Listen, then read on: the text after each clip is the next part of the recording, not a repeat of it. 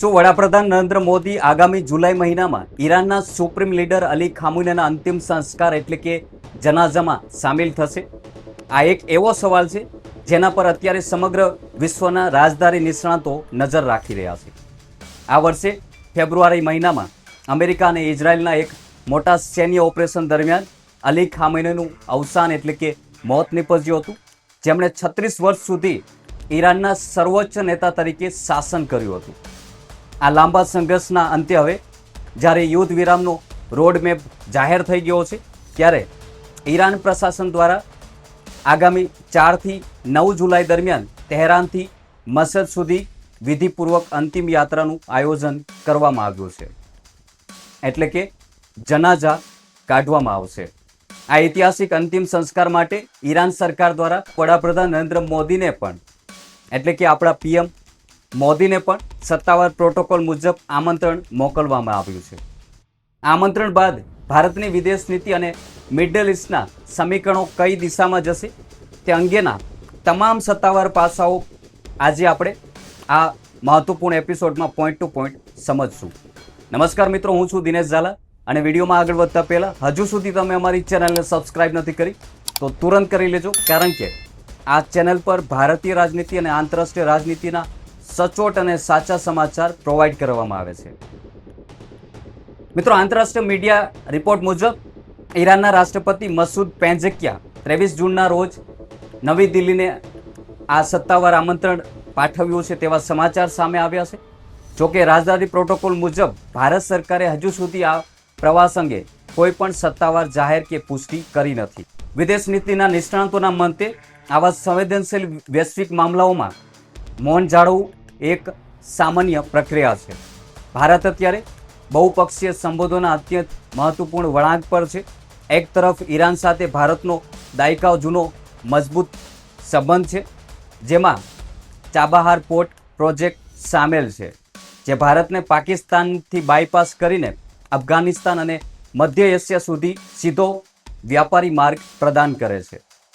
તો બીજી તરફ અમેરિકા અને ઇઝરાયલ સાથે પણ ભારતના સંરક્ષણ અને આર્થિક સંબંધો અત્યારે સર્વોચ્ચ સપાટી પર છે.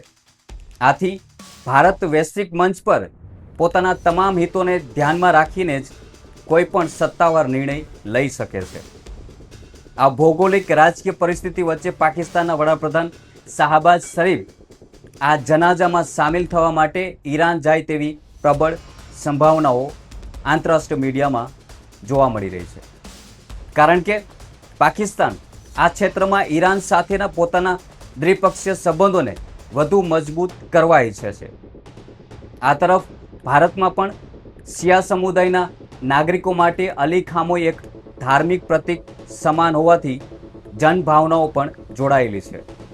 કાનૂની અને રાજદારી દ્રષ્ટિએ આ વિષય એટલા માટે પણ મહત્વનો છે, કારણ કે ઈરાને આ અંતિમ સંસ્કારની મુખ્ય તારીખ જ 4 જુલાઈ નક્કી કરી છે. એ સંયોગવશ એટલે કે આ જ દિવસે અમેરિકાનો સ્વતંત્રતા દિવસ પણ યોજવાઈ રહ્યો છે. ઈરાન આ આયોજનને પોતાના પ્રાદેશિક પ્રભાવ અને એકતાના પ્રતીક તરીકે જોઈ રહ્યું છે. આવા અત્યંત નાજુક આંતરરાષ્ટ્રીય અને રાજદારી મામલાઓમાં ભારત હંમેશાથી પોતાની સ્વાયત્ત વિદેશ નીતિ અને સંતુલિત અભિગમ માટે જાણીતું છે.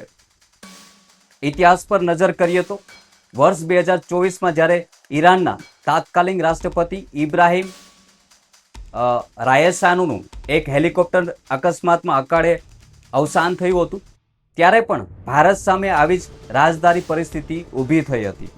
તે સમયે ભારતે સત્તાવાર રીતે એક દિવસનો રાષ્ટ્રીય શોક જાહેર કર્યો હતો અને ઈરાન સાથેના દ્વિપક્ષીય સંબંધોના આદરરૂપે એક ઉચ્ચ સ્તરીય પ્રતિમંત્રણ તહેરાન મોકલ્યું હતું. એ સમયે વડાપ્રધાન નરેન્દ્ર મોદી પોતે પ્રવાસે નહોતા ગયા, પરંતુ ભારતના તાત્કાલિક ઉપરાષ્ટ્રપતિ જગદીશ ધનકડ સાહેબે ત્યાં જઈને ભારત વતી સત્તાવાર શોક વ્યક્ત કર્યો હતો.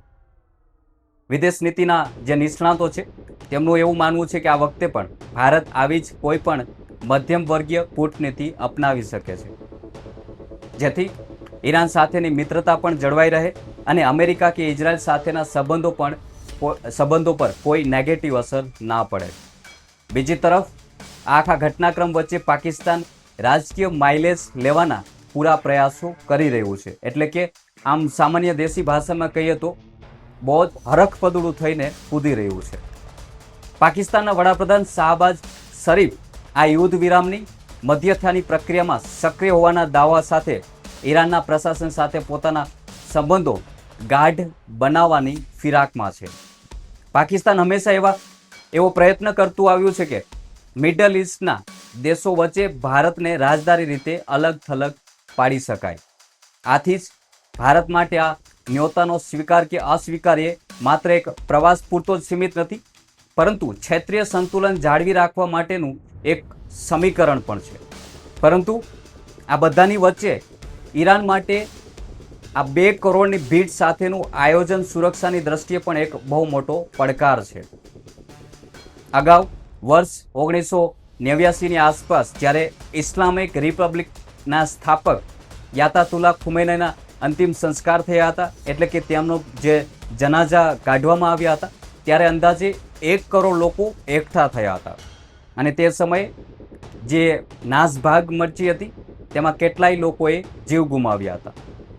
આ સિવાય વર્ષ 2024માં જ્યારે શાયરીના અંતિમ સંસ્કાર થયા હતા, ત્યારે જ તહેરાનમાં હમાસના નેતા ઇસ્લામિક હાનિયા પર મોટો હુમલો થયો હતો. આવા ઇતિહાસ અને સુરક્ષાના કારણોસર પણ અનેક દેશોના વડાઓ આવા મોટા આયોજનોમાં સીધા સામેલ થવાનું ટાળતા હોય છે. આ સંજોગોમાં ઈરાનનું નવું નેતૃત્વ અને અલી ખામોનીના આ આખા આયોજનને માત્ર શોક સભા તરીકે નહીં, પરંતુ સમગ્ર વિશ્વ સામે પોતાની શક્તિ અને પ્રાદેશિક પ્રભાવના પ્રદર્શન તરીકે રજૂ કરવા માંગે છે. આખી ભૌગોલિક રાજકીય પરિસ્થિતિનું તટસ્થ વિશ્લેષણ કરીએ તો સ્પષ્ટ થાય છે કે ભારત પોતાના વૈશ્વિક હિતોને કોઈ પણ પક્ષે નુકસાન પહોંચાડવા વગર ખૂબ જ સમજદારીપૂર્વક આગળ વધી રહ્યું છે. આંતરરાષ્ટ્રીય કૂટનીતિના નિષ્ણાતો માને છે કે ભારત ક્યારેય પણ દ્વિપક્ષીય દબાણ હેઠળ આવીને પોતાના નિર્ણયો લેતું નથી. આ જ વર્ષે એટલે કે જૂન 2026ના મધ્યમાં જ અમેરિકા અને ઈરાન વચ્ચે સ્વિટ્ઝરલેન્ડમાં એક મહત્વપૂર્ણ યુદ્ધ વિરામ સમજૂતી પણ જે કરવામાં આવી હતી અને મિટિંગો પણ થઈ હતી, તેમાં પણ હસ્તાક્ષર થયા હતા, જેમાં આગામી 60 દિવસના માટેનો એક શાંતિ રોડમેપ તૈયાર કરાયો હતો. આવા અત્યંત સંવેદનશીલ અને પરિવર્તનશીલ સમયમાં ભારત પણ પોતાના દરેક કૂટનીતિક ડગલા ખૂબ જ સમજી વિચારીને મૂકે છે. વડાપ્રધાન નરેન્દ્ર મોદી પોતે આ પ્રવાસ ખેડશે કે પછી ભારતના ઉપરાષ્ટ્રપતિ અથવા કોઈ કેબિનેટ મંત્રી કક્ષાના વરિષ્ઠ રાજદારીને મોકલીને આ પ્રોટોકોલ પૂરો કરવામાં આવશે, તે અંગેની અંતિમ સત્તાવાર નિર્ણય હજુ આવવાનો બાકી છે. મિત્રો, ઈરાન તરફથી વડાપ્રધાન નરેન્દ્ર મોદીને મળેલા સત્તાવાર પ્રોટોકોલ આમંત્રણ પર અને મિડલ ઇસ્ટના આ નવા સમીકરણો પર તમારું શું કહેવું છે કમેન્ટ કરી જરૂર જણાવજો. અને આવી વધુ રસપ્રદ ભારતીય અને આંતરરાષ્ટ્રીય રાજનીતિ સાથે જોડાયેલી નિષ્પક્ષ અને સાચી માહિતી મેળવવા માટે અમારી ચેનલને સબસ્ક્રાઇબ કરવાનું ભૂલશો નહીં. મળીશું આવા જ ઇન્ટરેસ્ટિંગ એપિસોડ સાથે. જય હિન્દ.